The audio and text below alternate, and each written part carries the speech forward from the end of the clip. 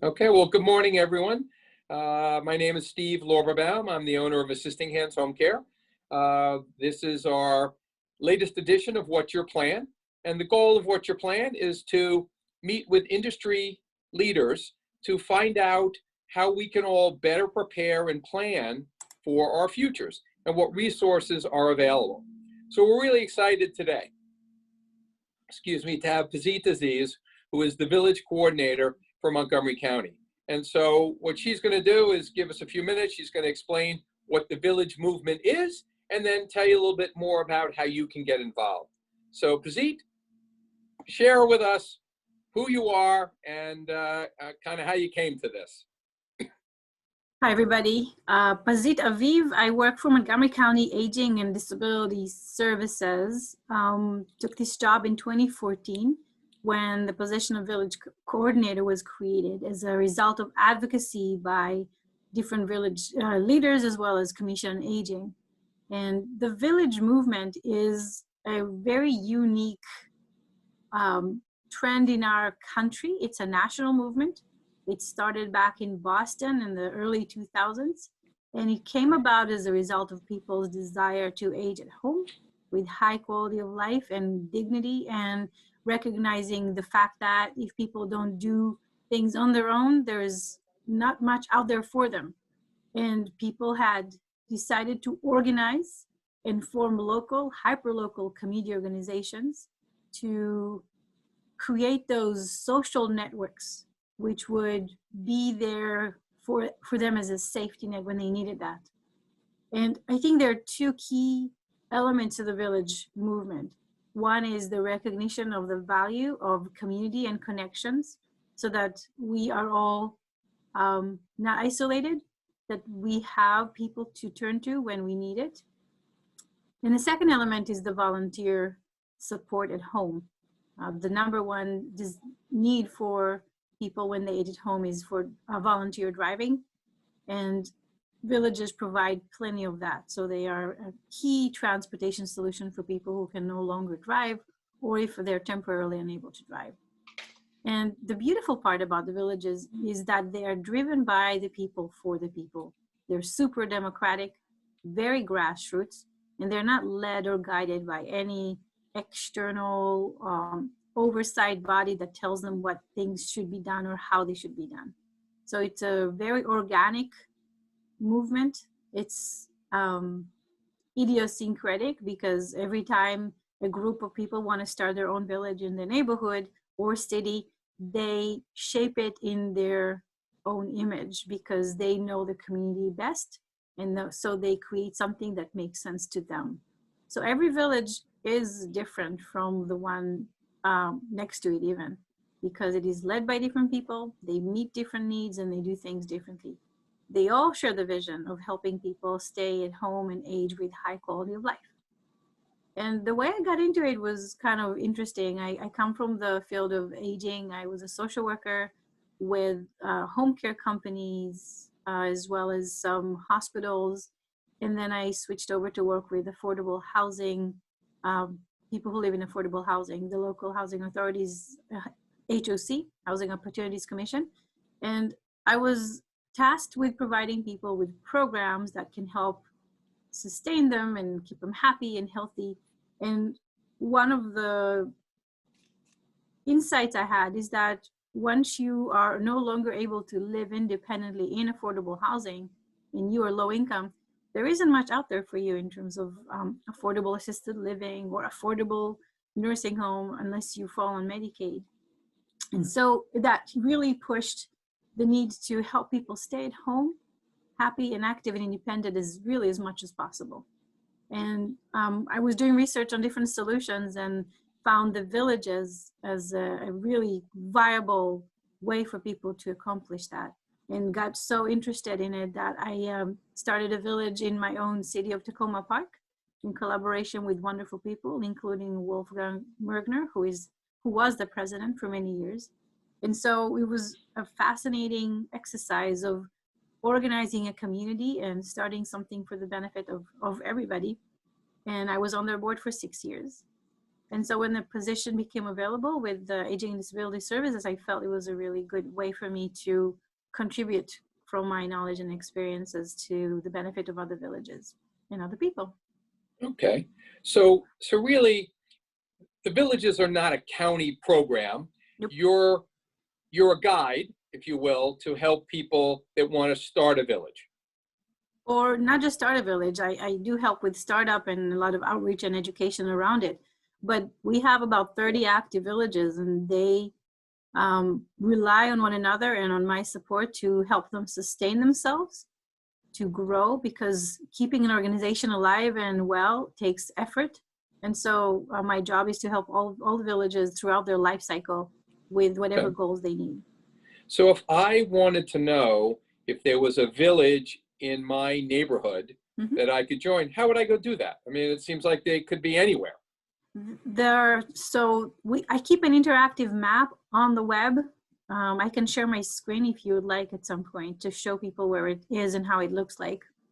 And that map, villages provide me with their boundaries, because each village decides for themselves what is the area they're able and willing to serve as part of their community. And in collaboration with some skilled individuals, they have the skills I don't, we created this map where you can plug in your address and it will tell you if you're within the area of a village, as well as how to connect with that village. Most of the villages we have right now are in the Down County area, Bethesda, Chevy Chase, Potomac, Silver Spring, Tacoma Park. There are a few further up county in Gaithersburg and in Olney and some in East Silver Spring.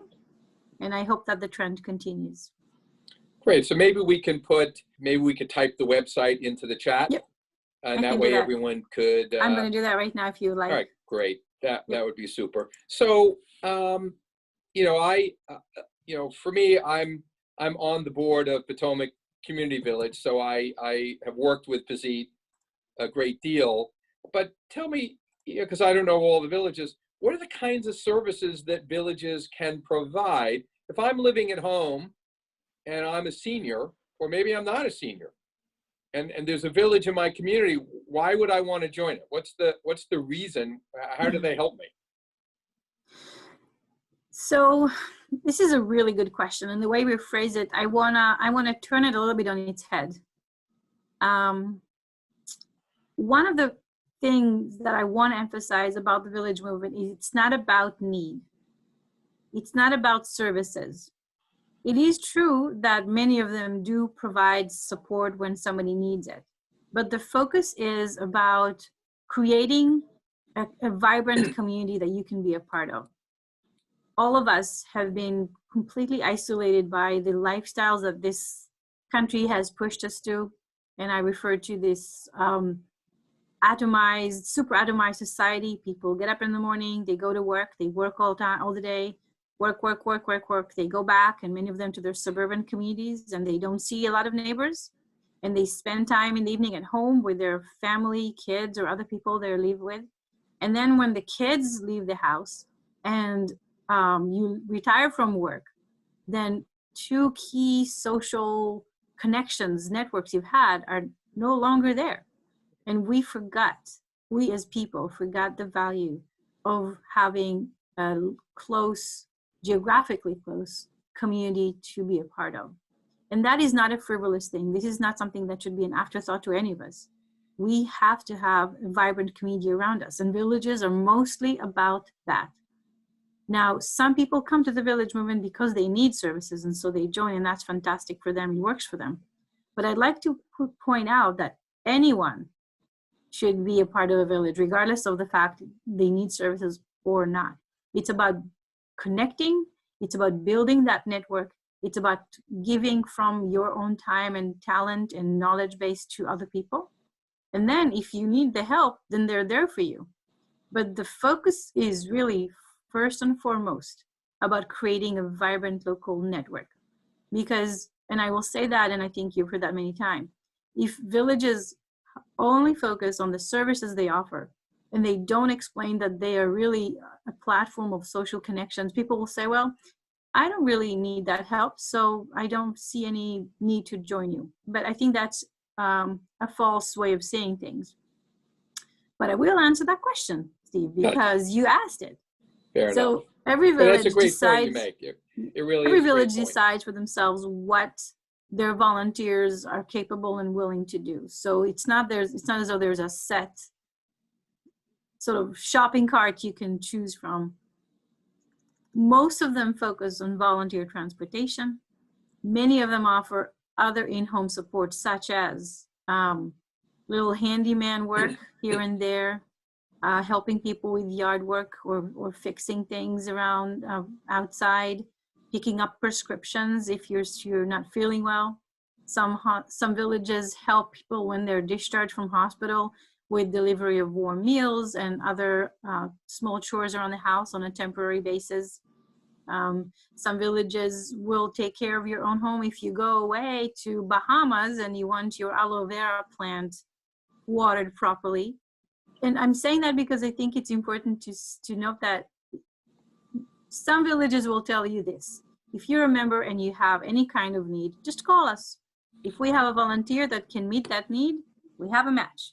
Other villages will say, we only do transportation and friendly visits home. And that's fine. That's just really their purview to decide what they do and how they do. So when you are a part of a village, you should ask them, what kind of services do you offer, to understand the gamut. The focus, again, is on helping people age at home with high quality of life and anything that falls under that. So I know there's some other really cool programs. Sorry, just one really cool thing. Some villages have, they call it, the buddies, the note-taking, medical note-taking. So they buddy people up and a person gets training. I think Iona has a nice curriculum.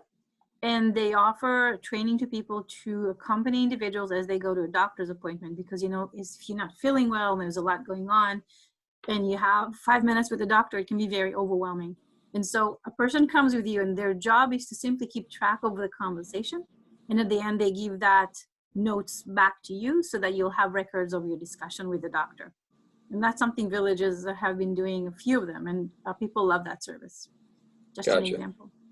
I know, like Potomac Village, we do a lot of social programs. Mm-hmm. So we used to do, and I think Chevy Chase as well, Bethesda Metro, we did a lot of social programs where we used to get together. Yeah. Now everything's on Zoom, but you can go out to your local village and find a variety of entertaining programs, book talks, educational programs as well, that people can be a part of. So I do think that's also a really useful option. Yeah, it's interesting you're noting that under services. And for me, that is not a service, it's more, that's the program, that's the social component that I was talking about, and I haven't expanded on it yet. And let's just go back to that. And I think when you consider the ways in which people connect, it's very often around a reason. So you don't just randomly just go down the street and then you see somebody. Some outgoing individuals might find friends this way, but more often than not, you do need opportunities to find ways to connect with like-minded people or people who are just from your neighborhood in a way that's content-based. And so what villages do to facilitate that connection, they create those social programmings. And the villages, it's really important to note, the programs and the ideas come from the villages themselves. It's not as though there is this external entity that chooses for people what topics or what content they'll have. Village members themselves volunteer their time and energy to create social programming that they think people would be interested in. And so very often a person would come to the village who, a new person says, oh, do you guys have a chess club? And the village would say, well, we don't have a chess club, but do you want to start one? And that's just how you grow it and build more network around different topics. So the kind of programmings are either very small and intimate, these book clubs that you had mentioned, Steve, or walking groups, gardening clubs, or just going out. There's some villages have these, they call them Romeo clubs. They are for men who live alone and they go and have lunch together once a month. And some of them are around a topic. So they will bring a presenter to inform people about scams, Social Security, foreign affairs, some really accomplished neighbor who had done a lot of work in the State Department would bring a topic of interest to people. And it's very vibrant because it's fed by people's interest. And around those social opportunities, people get to know one another and form friendships. Yeah, so just for people that don't know, Romeo stands for Real Old Men Eating Out. Potomac had one for a while until coronavirus. So maybe we'll get back to that at some point in time. Yeah. But you're right. We have walking clubs. We have talks about Medicare when Medicare is coming up, so that people can. We have an industry expert that will come in. We have talks about the C&O Canal, about history in the area. So we do an awful lot of things that are really just fun. It's an opportunity for people to get together. We do movies, that we rent movies through the library and show them.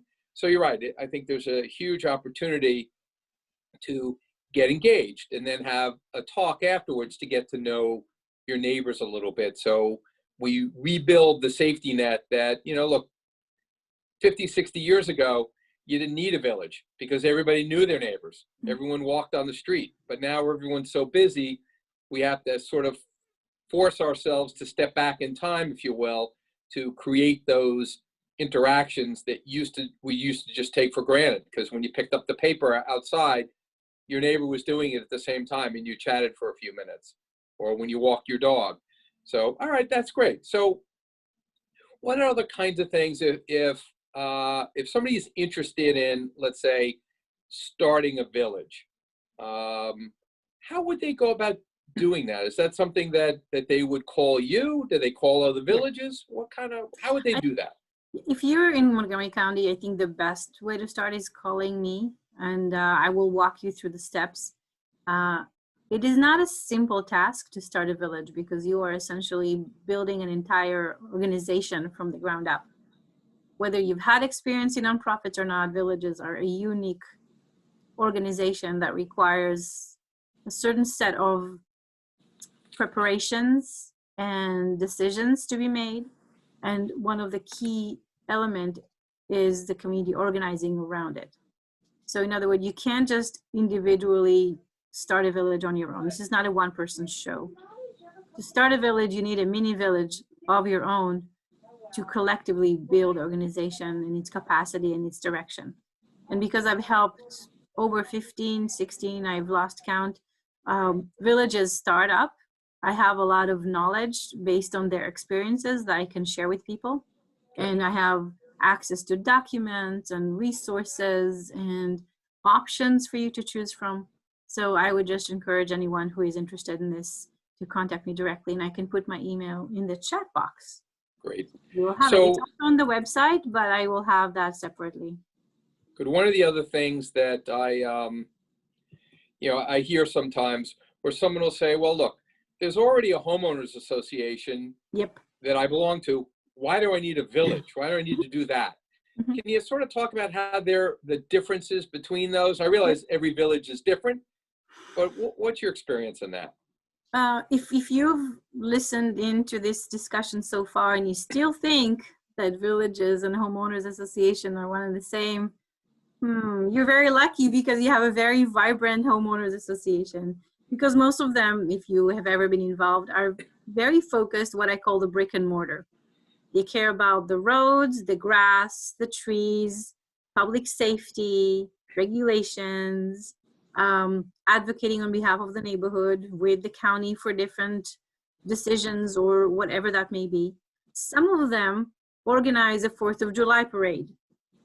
Some of them organize a Thanksgiving parade or some kind of cookout. But that is usually the extent of their involvement in the social networks of people. Rarely do they have, and that's fantastic if they do. Can I just say that? I will not take away any initiative done by anybody, regardless of the village or not, of creating social connections.